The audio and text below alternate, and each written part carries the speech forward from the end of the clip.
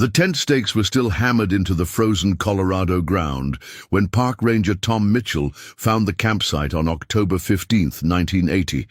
But something about the perfectly arranged scene made his stomach turn. Coffee still sat in a blackened pot over cold ashes. 2 sleeping bags lay unzipped and spread across a tarp, and a half-eaten can of beans rested on a makeshift table fashioned from a fallen log. Everything suggested that Sarah Wilson and Mark Taylor had simply stepped away for a moment, perhaps to gather firewood or take a morning hike through the aspen groves that painted Elk Creek Valley in brilliant gold that autumn. But they had been missing for 3 days.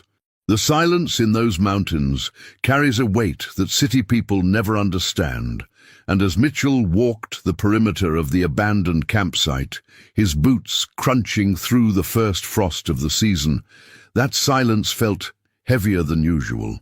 If you've ever wondered how 2 college students could simply vanish without a trace in the heart of the Colorado wilderness, you're about to discover that sometimes the most innocent decisions can lead to the most devastating consequences. Consider subscribing to follow this investigation as we uncover what really happened in those final days. Sarah Wilson, 21 years old, had planned this camping trip for months. Her roommate at the University of Colorado remembered how she'd spread topographical maps across their dorm room floor, tracing hiking trails with her finger while explaining to anyone who would listen about the hidden beauty of Elk Creek Valley. She'd grown up in Aurora, but her heart belonged to the mountains, and this would be her last chance to experience autumn in the high country before winter locked the backcountry roads until spring.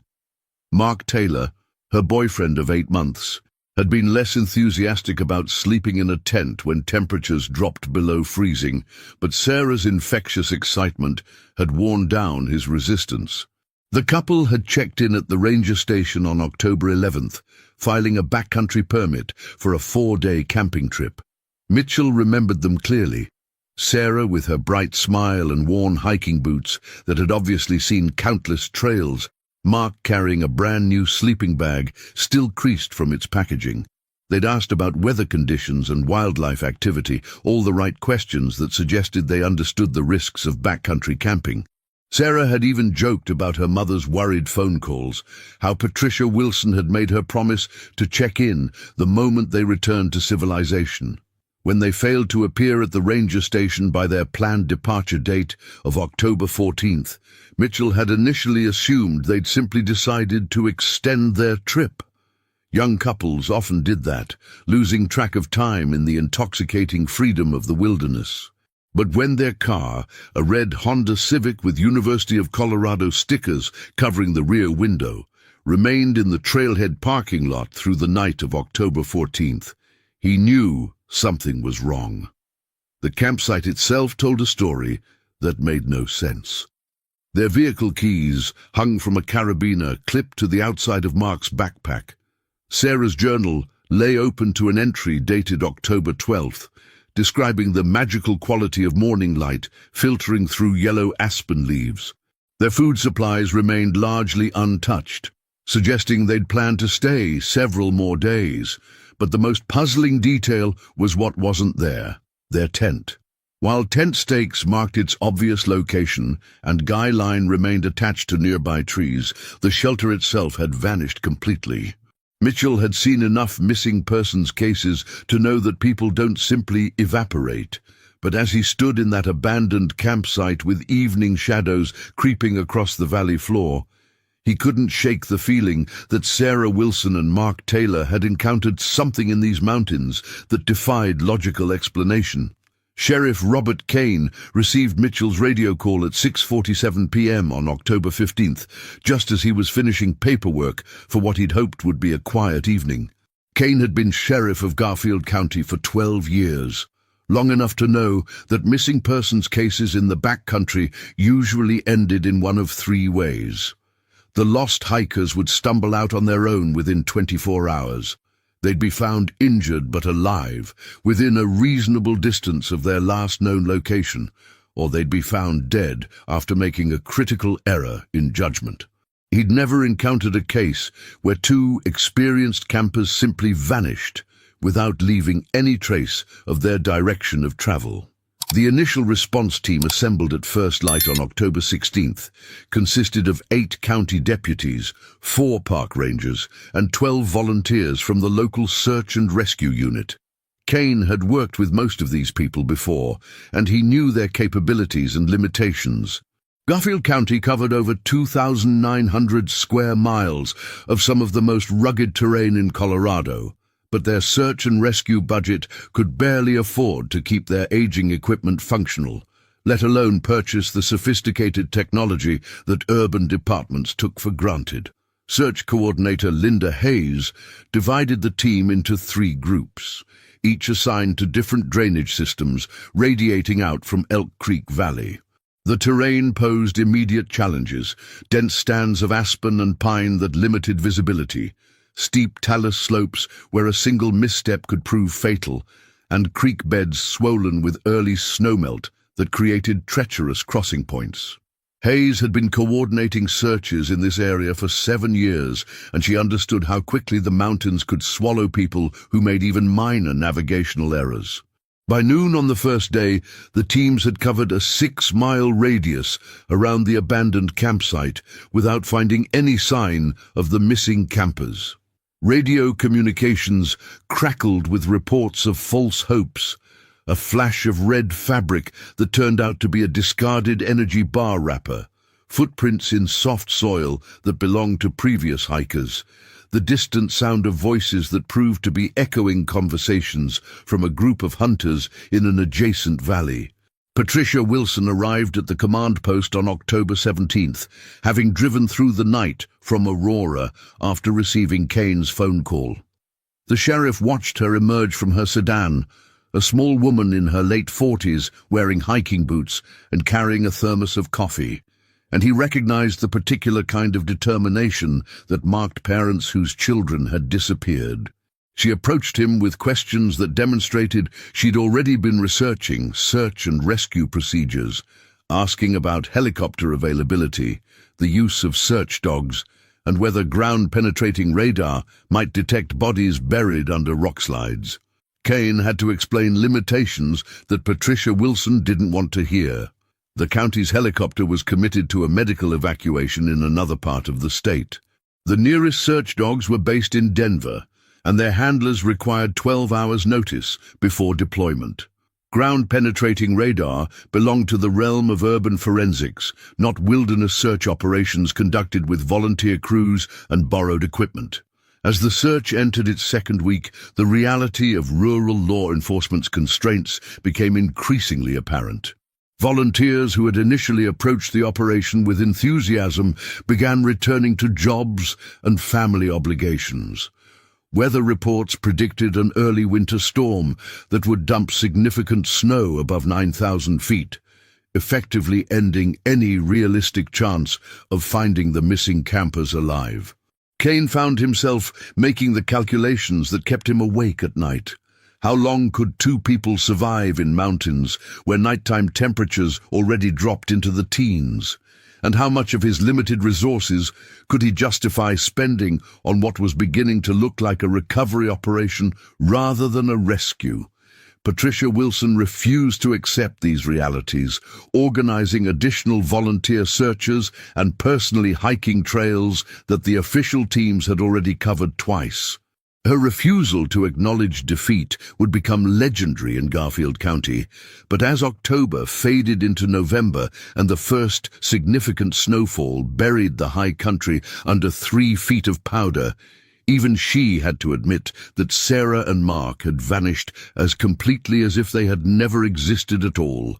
Detective Maria Santos arrived from the Colorado Bureau of Investigation 3 days after the initial search began, carrying a camera bag and evidence collection kit that looked almost comically sophisticated compared to the rural sheriff's department's equipment. Santos had worked missing persons cases across the Front Range for 8 years, but she'd never encountered a scene quite like the one waiting for her in Elk Creek Valley. The abandoned campsite had been preserved exactly as Ranger Mitchell had found it, cordoned off with yellow tape that fluttered in the mountain wind like prayer flags marking a sacred space. Santos approached the investigation with the methodical precision that had made her reputation in Denver, but the evidence she documented that October morning would haunt her for decades. Every photograph she took, every measurement she recorded, every item she catalogued seemed to deepen the mystery rather than provide answers. The campsite covered approximately 20 by 15 feet, positioned on a slight rise that would have provided natural drainage during rainstorms. 2 sleeping bags lay spread across a blue tarp, still bearing the impressions of human bodies, while a Coleman lantern sat beside them with enough fuel remaining for several more nights of use. The most telling evidence lay in what Santos later described as the interrupted life quality of the scene. Sarah's hiking boots sat beside the tent stakes, positioned as if she'd simply stepped out of them to slip into camp shoes for a quick trip to the creek. Mark's water bottle rested against a tree trunk, still half full, while his fishing rod leaned against a boulder with fresh line wound on the reel, suggesting he'd been preparing for an early morning session on Elk Creek. Their shared journal contained entries through October 12th, with Sarah's final words describing their plan to hike to a hidden waterfall that local rangers had mentioned during their permit check-in. But the missing tent dominated every aspect of Santos's investigation. The stakes remained hammered into rocky soil with enough force to suggest permanent installation, while guy lines stretched between surrounding trees showed no signs of having been untied or cut. The tent's footprint was clearly visible in the compressed earth, marked by 4 corner stakes and 2 additional anchors that indicated a high-quality mountaineering shelter designed for harsh weather conditions. Santos had seen enough camping accidents to know that tents don't simply disappear while leaving their anchoring systems intact and undisturbed. Physical evidence at the scene included several items that would perplex investigators for years. A pair of Sarah's socks hung from a makeshift clothesline, strung between 2 aspen trees, still damp from an apparent creek crossing. Mark's University of Colorado sweatshirt lay folded inside his backpack alongside prescription medication that suggested he'd planned to return. No one abandons essential medication voluntarily. Their shared first aid kit remained unopened, containing everything from bandages to emergency signaling devices that experienced hikers would have used if they'd encountered trouble. Santos collected samples of everything: soil from the tent area, fabric fibers caught on nearby vegetation, even water from the creek that ran 50 yards below their campsite. She photographed the scene from 12 different angles, creating a photographic record that would be studied and restudied by investigators who followed. But the evidence that disturbed her most was what she found in their vehicle, still locked and undisturbed in the trailhead parking lot. The Honda Civic contained detailed topographical maps with specific trails marked in red ink, showing a planned route that would have kept them within 3 miles of their base camp. Sarah's day pack held emergency provisions for a short hike: energy bars, extra water, a compass, and a whistle for signaling. Everything suggested that whatever had happened to them had occurred during what should have been a routine day hike from a secure base camp. The fact that they'd left their tent stakes in the ground indicated they'd intended to return by nightfall. Yet somehow both they and their shelter had vanished without disturbing any other aspect of their carefully organized campsite. The first snow of the season fell on October 28, 1980, transforming Elk Creek Valley into a crystalline wilderness that effectively ended any realistic hope of finding Sarah Wilson and Mark Taylor alive. Sheriff Kane stood at the command post, watching thick flakes accumulate on equipment that would soon be packed away for the winter, and he felt the particular weight that settles on law enforcement officers when they must accept defeat in the face of circumstances beyond their control. 2 weeks of intensive searching had covered over 50 square miles of wilderness terrain, involving more than 60 volunteers and costing the county resources it could barely afford to spare. Search coordinator Linda Hayes had methodically documented every lead, every false alarm, every desperate hope that had evaporated under careful investigation. The most promising discovery had occurred on October 22nd, when a volunteer searcher found what appeared to be tent fabric caught on a tree branch 3 miles southeast of the abandoned campsite. Laboratory analysis revealed the material to be from a different manufacturer entirely, belonging to camping gear that had been exposed to mountain weather for several seasons. Another team had located footprints in soft soil near a creek crossing, but careful measurement showed they'd been made by hiking boots with a different tread pattern than either Sarah or Mark had been wearing. Patricia Wilson's transformation during those 2 weeks had been devastating to witness. The determined mother, who had arrived from Aurora carrying thermoses of coffee and hand-drawn maps, had gradually become a hollow-eyed woman who spoke in whispers about theories that grew increasingly desperate as conventional explanations failed. She'd hired a private investigator from Denver, a former police detective named James McCarthy, who specialized in missing persons cases. But even his experience and resources had yielded nothing more than the official search teams had discovered. The media attention that had initially brought additional volunteers and resources began to fade as other stories captured public interest. Television crews that had positioned themselves at the trailhead during the first week gradually disappeared, leaving behind only tire tracks in the gravel parking lot and scattered coffee cups that volunteers eventually cleaned up. Local newspapers continued to print updates, but the headlines grew smaller and less prominent as the story shifted from "massive search underway" to "missing campers' case grows cold." Kane had worked enough missing persons investigations to understand the cruel mathematics of hope. Each day that passed without discovery decreased the likelihood of finding the missing individuals alive, but it also decreased public interest and available resources for continuing the search. Volunteer searchers who had initially approached the operation with enthusiasm began returning to jobs and family obligations as autumn deepened into winter. The harsh reality of rural Colorado meant that when snow blocked access roads and made hiking treacherous even for experienced mountaineers, the mountains themselves effectively ended the investigation until spring. The psychological toll on everyone involved became increasingly apparent as the search entered its 3rd week. Kane noticed how his deputies had begun speaking about the case in past tense, unconsciously acknowledging what none of them wanted to admit directly. Hayes struggled with the decision to officially suspend active search operations, knowing that Patricia Wilson would interpret such a decision as abandonment rather than practical necessity. Even Ranger Mitchell, who had discovered the abandoned campsite, began questioning details he'd observed, wondering if he'd missed some crucial evidence that might have led searchers in the right direction. The final official search operation took place on November 1st, a symbolic gesture more than a realistic attempt at discovery.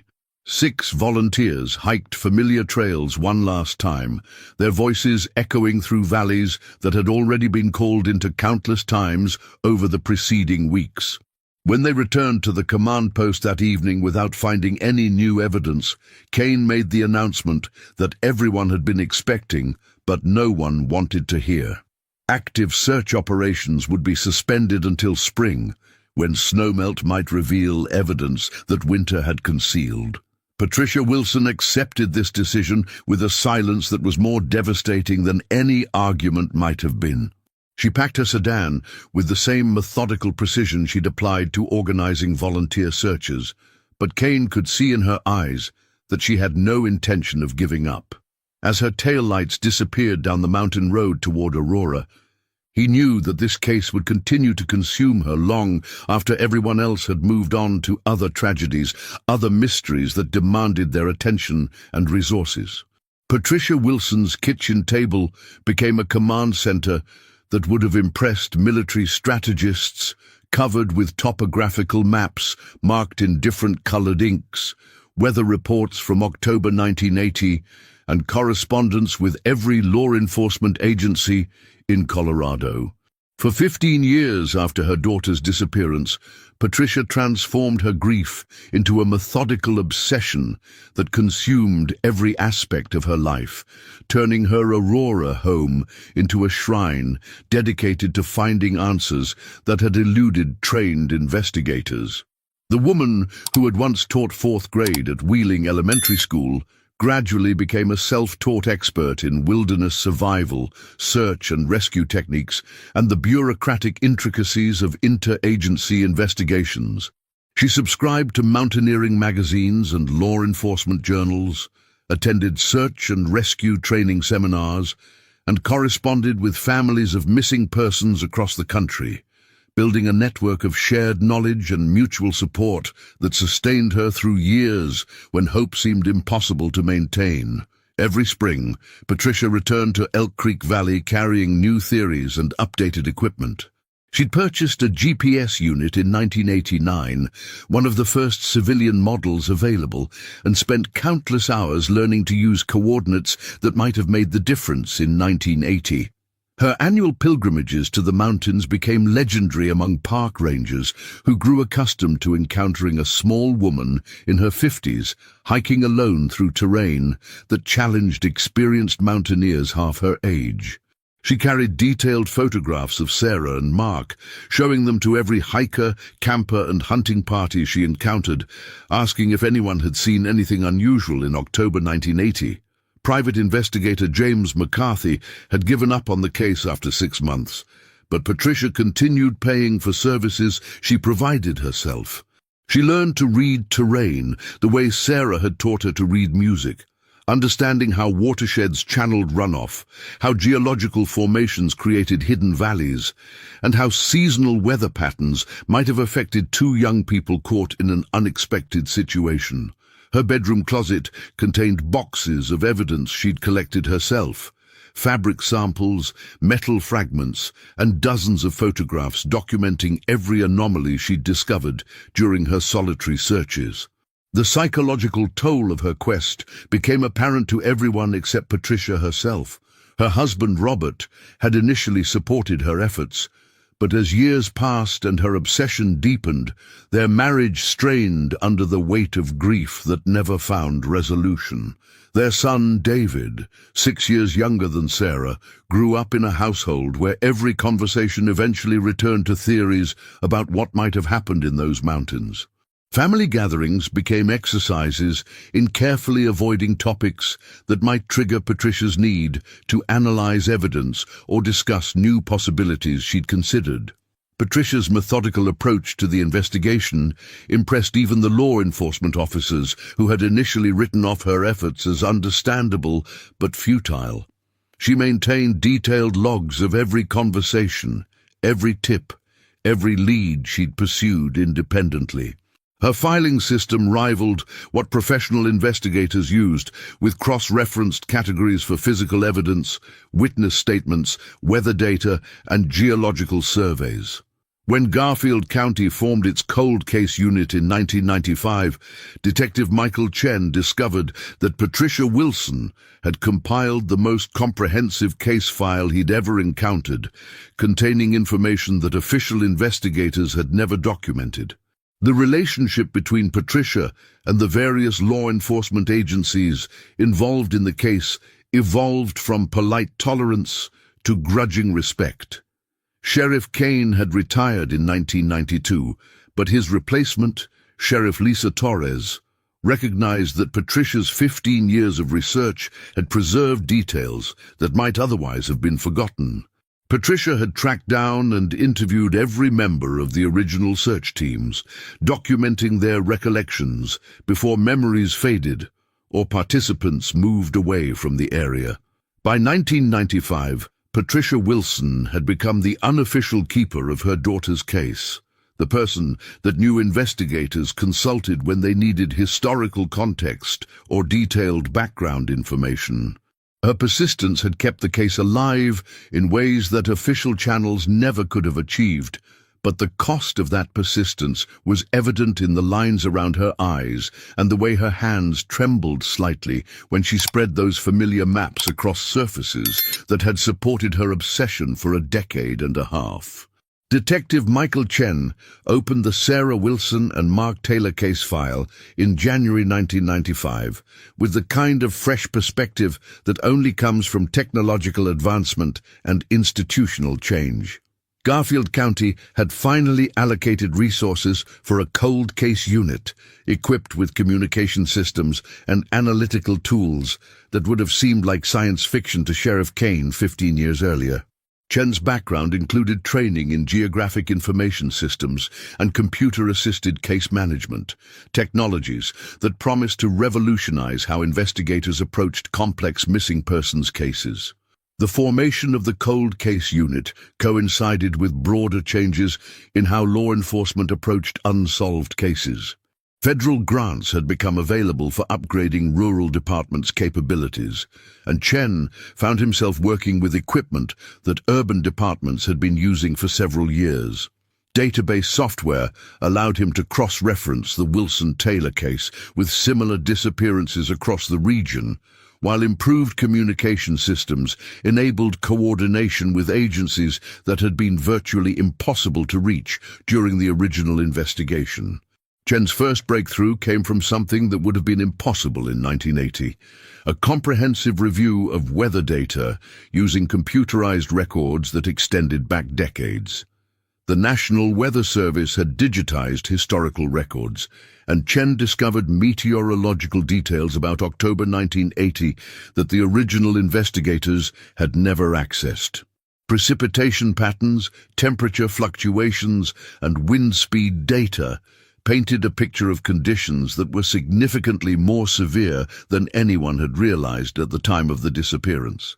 The detectives' methodical approach to re-examining physical evidence benefited from advances in forensic science that had occurred during the 15-year interim. Fabric samples that Detective Santos had collected in 1980 could now be analyzed using techniques that provided much more specific information about manufacturer, age, and exposure to environmental conditions. Chen submitted every piece of physical evidence for reanalysis, hoping that new testing methods might reveal details that had been impossible to detect with 1980s technology. Patricia Wilson became Chen's most valuable resource, but also his greatest challenge.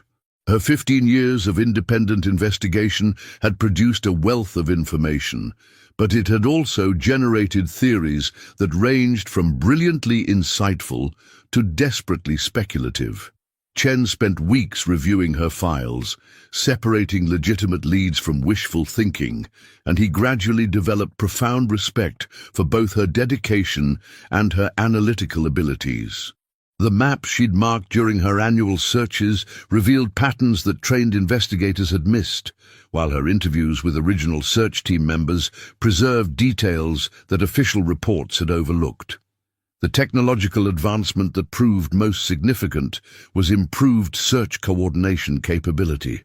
Chen could now access topographical databases that allowed him to model terrain in 3 dimensions, identifying areas that might have been missed during the original ground searches. Satellite imagery, though still expensive and limited in rural applications, provided views of the search area that had never been available to earlier investigators. These new perspectives revealed geographic features that weren't apparent from ground level, including several deep canyon systems that had received only cursory attention during the original investigation. Communication improvements also enabled Chen to coordinate with agencies across multiple states, sharing information about the Wilson-Taylor case with investigators working similar disappearances. The database searches revealed 3 other cases from the early 1980s involving missing campers in Colorado's backcountry, though none shared the specific characteristics that made Sarah and Mark's disappearance so puzzling. These comparisons helped Chen understand what made their case unique, while ruling out theories about serial predators or systematic crimes against outdoor enthusiasts. By the end of 1995, Chen had essentially reconstructed the entire investigation using tools and methods that hadn't existed when the case was fresh. His computerized case management system contained every piece of information that Patricia Wilson had collected, cross-referenced with official evidence and supplemented by new forensic analysis. The technology had transformed how he could analyze the case, but it hadn't yet provided the breakthrough that might lead to actual answers about what had happened to two young people in those mountains 15 years earlier. The most significant technological development was yet to come, but Chen's systematic approach using 1990s investigative tools had laid the groundwork for discoveries that would finally bring resolution to a case that had consumed a mother's life and haunted a rural community for more than a decade. The call came to Detective Chen's office on a grey March morning in 1996, 15 years and 5 months after Sarah Wilson and Mark Taylor had vanished from Elk Creek Valley. Two hikers from Boulder, Jennifer Martinez and David Rodriguez, had been exploring the remote Devil's Canyon drainage system when they stumbled across something that would finally crack open the most puzzling missing persons case in Garfield County history. The fabric they'd found wedged between boulders in a creek bed 6 miles southeast of the original campsite looked like nothing more than colorful debris at first glance. But something about its placement had prompted Martinez to call the sheriff's department, rather than simply removing it as litter. Chen arrived at Devil's Canyon with the same methodical approach he'd applied to every aspect of the case, but the location immediately struck him as significant. The canyon system had received only minimal attention during the original search operations, dismissed as too remote and inaccessible to recreational campers. The terrain required technical climbing skills to access safely, and the creek bed where the fabric had lodged was nearly impossible to reach except during late summer when water levels dropped to their annual minimum. No reasonable person would have chosen this location for camping, which made the presence of tent material all the more mysterious. The fabric fragments that Martinez and Rodriguez had discovered were clearly synthetic, showing the distinctive weave pattern of high-quality mountaineering equipment rather than the cotton canvas of cheap camping gear. Chen photographed the material in place before carefully extracting it from the rocky crevice where mountain runoff had deposited it, possibly years earlier. The fabric showed extensive weathering and UV damage, but enough remained to provide samples for forensic comparison with the tent description that had been documented in 1980. Laboratory analysis confirmed what Chen had suspected from the moment he'd examined the fabric in Devil's Canyon. The material matched exactly with the specifications for a North Face mountaineering tent that Sarah Wilson had purchased from a Denver outdoor equipment store 6 weeks before the camping trip. The synthetic fabric composition, the distinctive orange and blue color pattern, even the heavy-duty stitching used in seam construction provided conclusive identification. This was definitely material from the tent that had vanished from the Elk Creek Valley campsite, but its location raised more questions than it answered. The discovery location presented a geographic puzzle that challenged every assumption investigators had made about the case. Devil's Canyon lay in a completely different watershed from Elk Creek Valley, separated by a ridge system that would have required at least 6 hours of difficult hiking to traverse. The canyon itself was unmarked on most recreational maps, known primarily to experienced climbers and geological surveyors who studied the area's complex rock formations. Sarah and Mark's original camping permits had listed no intention to visit this remote drainage, and their planned hiking routes had all stayed within the immediate vicinity of their established campsite. Chen's examination of the recovery site revealed additional evidence that deepened the mystery. Scattered around the fabric fragments, he found metal grommets that matched the tent's original hardware specifications, along with several sections of lightweight aluminum tent poles that showed impact damage consistent with violent movement across rocky terrain. The distribution pattern suggested that the tent had been torn apart with considerable force, with pieces scattered across several hundred yards of creekbed before finally lodging in locations where spring runoff couldn't dislodge them. Patricia Wilson's reaction to the discovery was a mixture of vindication and renewed anguish. For 15 years, she'd maintained that the missing tent held the key to understanding her daughter's disappearance, and the Devil's Canyon discovery proved that her instincts had been correct. But the location of the find created new possibilities that were almost too painful to consider. If Sarah and Mark had somehow traveled to Devil's Canyon, they had ventured far beyond the safe hiking routes they'd planned, into terrain that challenged even experienced mountaineers. The breakthrough discovery had finally provided the first real evidence in 15 years, but it had also opened entirely new avenues of investigation that might take months or years to resolve completely. The painstaking analysis of the Devil's Canyon discovery required Detective Chen to reconstruct a sequence of events that had occurred 15 years earlier, using evidence that had been scattered by mountain weather and seasonal flooding across miles of rugged terrain. Working with geological surveys, weather records, and topographical analysis, Chen began to develop a theory that would have seemed impossible when the case was fresh, but made terrible sense in light of the new evidence and improved understanding of the area's environmental conditions. The key breakthrough came from an unexpected source: a doctoral dissertation written by University of Colorado geology student Amanda Foster, who had spent 2 summers studying erosion patterns in the exact area where the tent fragments had been discovered. Foster's research included detailed measurements of seasonal water flow in Devil's Canyon, and her data revealed that the creek system experienced dramatic fluctuations that weren't reflected in any official hydrological surveys. During periods of heavy precipitation, the normally docile creek could become a torrential cascade, capable of moving substantial debris across considerable distances. Chen's collaboration with Foster led to a reconstruction scenario that explained both the tent's presence in Devil's Canyon and the total absence of any other trace of Sarah Wilson and Mark Taylor. Weather records from October 1980 showed that a severe storm system had moved through the region on October 13th, producing rainfall totals that exceeded anything recorded in the area during the previous decade.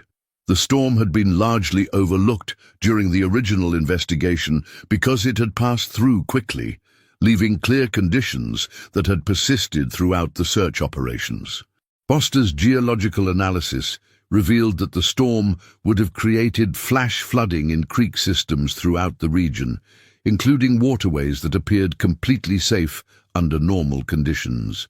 Elk Creek, which ran approximately 50 yards below Sarah and Mark's original campsite, would have transformed from a gentle mountain stream into a raging torrent capable of washing away anything in its path. The flooding would have occurred with little warning, possibly during nighttime hours when campers might have been sleeping or unable to assess the danger accurately. The hypothesis that emerged from this analysis was both logical and devastating.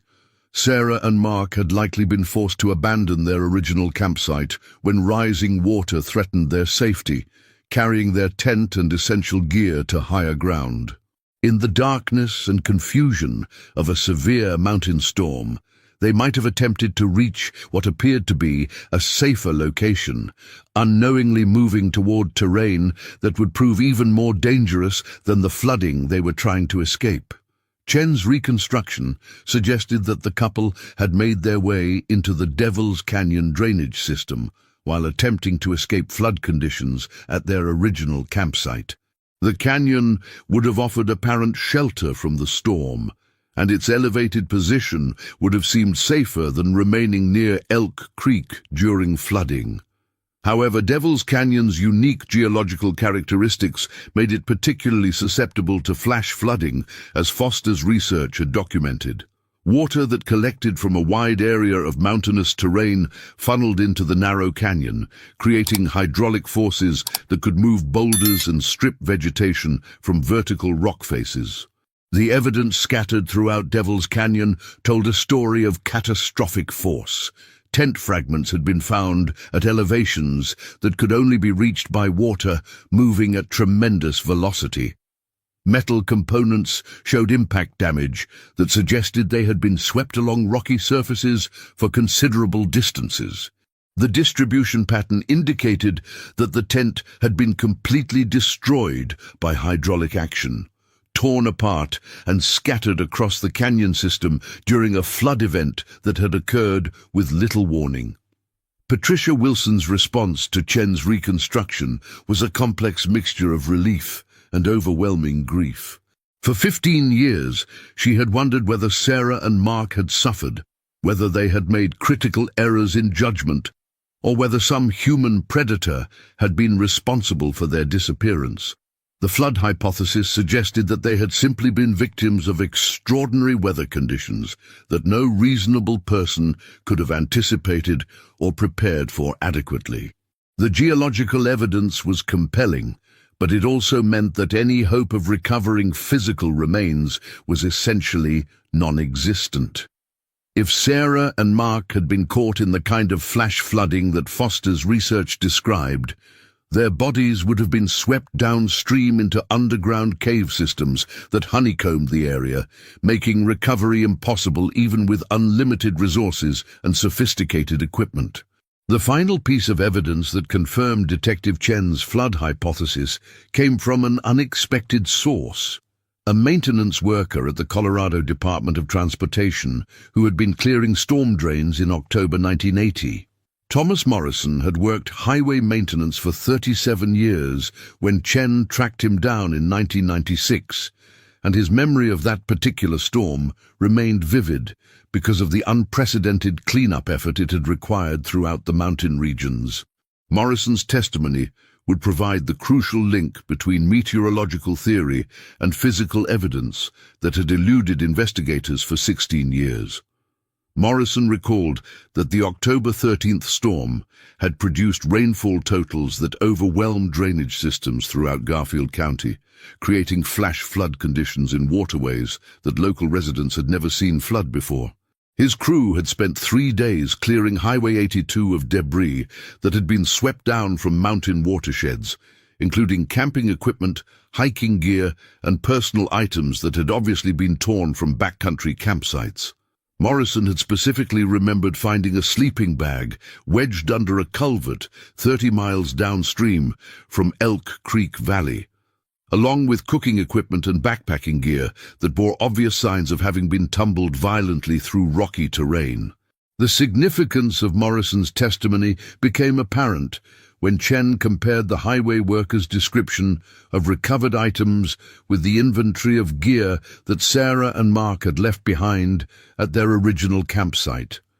Several items that Morrison remembered finding matched exactly with equipment that had been documented as missing from the abandoned campsite, including a distinctive blue sleeping bag that Sarah had purchased specifically for cold weather camping. The highway cleanup crew had treated these items as standard storm debris, disposing of them without realizing their potential connection to the missing persons case that was developing simultaneously in a different part of the county. Chen's investigation of the 1980 storm revealed meteorological conditions that would have created a perfect storm scenario for inexperienced campers caught in the wrong location. Weather Service records showed that the system had intensified rapidly as it moved across the Continental Divide, producing rainfall rates that exceeded 2 inches per hour in some locations. The storm's track had followed the exact drainage systems that connected Elk Creek Valley with Devil's Canyon, creating a hydrological pathway that could have transported camping equipment and human remains across the miles of rugged terrain that had initially seemed to rule out any connection between the two locations.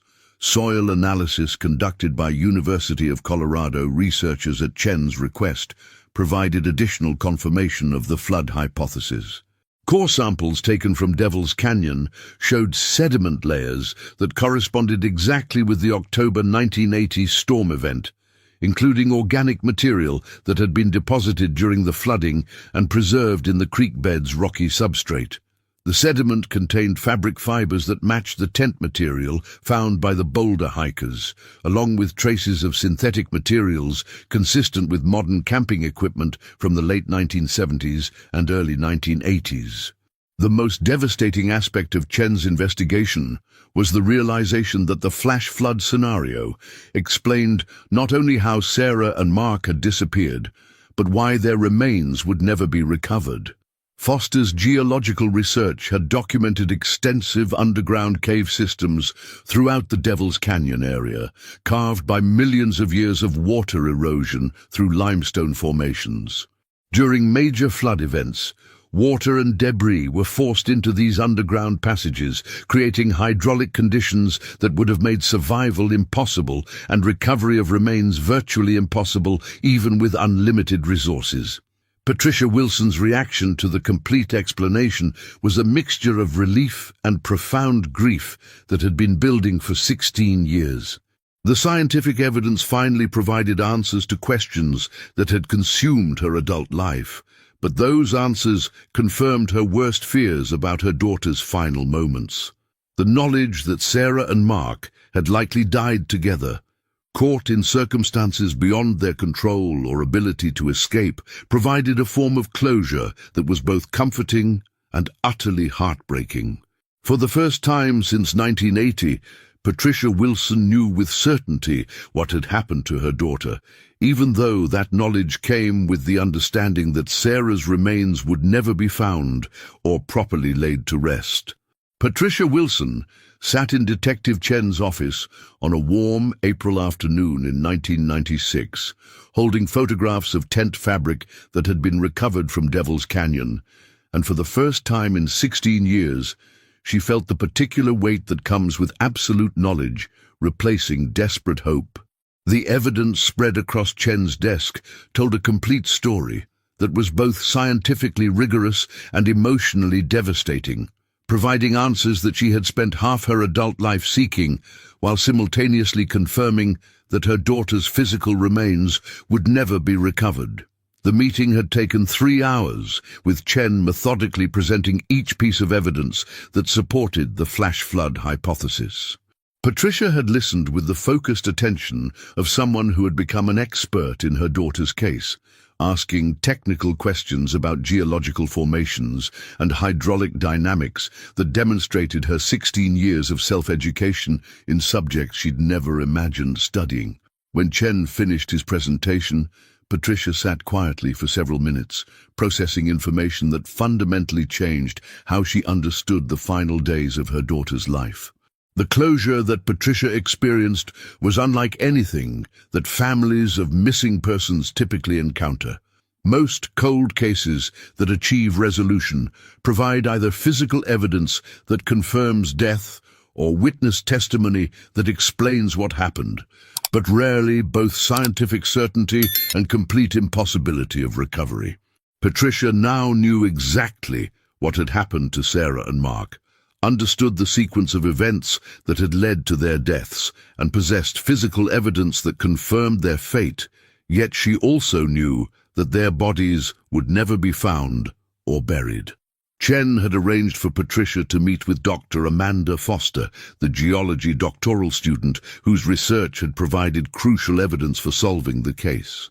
Foster explained the underground cave systems that honeycombed Devil's Canyon with the kind of detailed technical knowledge that Patricia had learned to appreciate during her years of independent investigation. The caves extended for miles beneath the surface, connected by passages that were completely inaccessible to human exploration and flooded permanently by underground streams that had carved the limestone formations over geological time periods. The impact of finally knowing the truth created changes in Patricia's life that were both subtle and profound. The kitchen table that had served as her command center for 16 years was gradually cleared of maps and evidence files. though she kept everything carefully organized in boxes that filled her bedroom closet. The annual pilgrimages to Elk Creek Valley continued, but they transformed from desperate searches into memorial visits, where Patricia could finally grieve in a location that she knew with certainty was connected to her daughter's final days. Patricia's relationship with her surviving family members began to heal in ways that had seemed impossible during the years when her obsession with finding Sarah had dominated every aspect of their lives together. Her husband, Robert, who had watched his wife disappear into her investigation almost as completely as Sarah had disappeared into the mountains, gradually rediscovered the woman he had married before tragedy had transformed their household into a research center dedicated to an unsolvable mystery. The resolution of the case created ripple effects throughout Garfield County's law enforcement community and the broader network of families dealing with missing persons cases. Chen's methodical approach and the technological tools that had made the solution possible became a model for other cold case investigations throughout Colorado. Patricia Wilson's 16 years of meticulous documentation provided a template for how families could contribute meaningfully to official investigations while maintaining their sanity and preserving their relationships. The tent fragments recovered from Devil's Canyon were eventually returned to Patricia, along with the metal components and tent stakes that had been preserved as evidence. She chose to keep one small piece of the orange and blue fabric, mounting it in a simple frame that sat on her kitchen windowsill, where morning sunlight could illuminate the synthetic material that had survived 16 years of mountain weather. The rest of the tent remains were buried in Aurora's Riverside Cemetery, in a plot that Patricia had purchased years earlier, providing a physical location where family members could visit and remember Sarah, even though her body would remain forever entombed in the limestone caves beneath Devil's Canyon. If you've followed this investigation from the beginning, you've witnessed how persistence, advancing technology, and the devotion of a mother who refused to give up eventually solved a mystery that had seemed impossible to crack. Share your thoughts about how families can maintain hope during long-term missing persons cases, and consider subscribing to follow more investigations where determination and scientific analysis finally provide answers to questions that have haunted communities for decades.